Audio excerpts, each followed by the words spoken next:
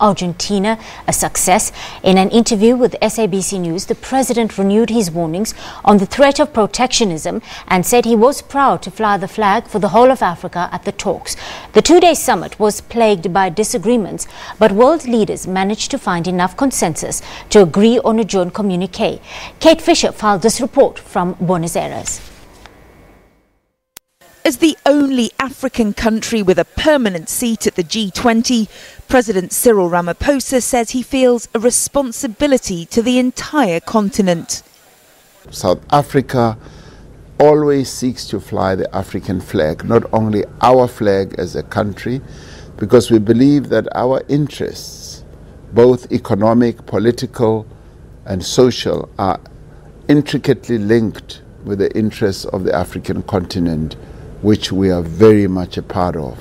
So we are proud to be a member of the G20, but we are also aware that we have a huge responsibility to take the continent along with us in everything we say and in everything that we do. That need's been reiterated by Africa specialists like Jamie Furby. He's here to analyse Rwanda's contribution to the G20. President Paul Kagame scoring a place in this year's lineup as a representative of the African Union. I think that in general the G20 likes to make a big fuss about the fact that it represents 80% of the world's economy, etc. But in reality they don't really listen to smaller countries like Rwanda. Mr. Ramaphosa agrees that's wrong. He's championing support for the developing world and had strong words for countries who are looking inward. There should be no protectionism and trade should be open. There are countries that are trying to destroy the multilateral system. A thinly veiled criticism of the American president, perhaps. In my interpretation, and I think in most of the other leaders' interpretation, the main issue is Donald Trump. You actually see the G20 leaders kind of united against the United States.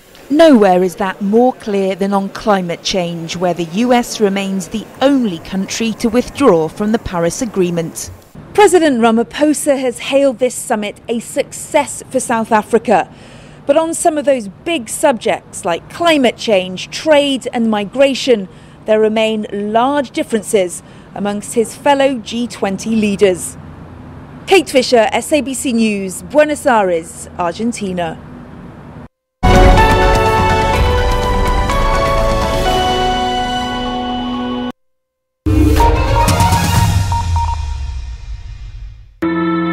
Inspiring words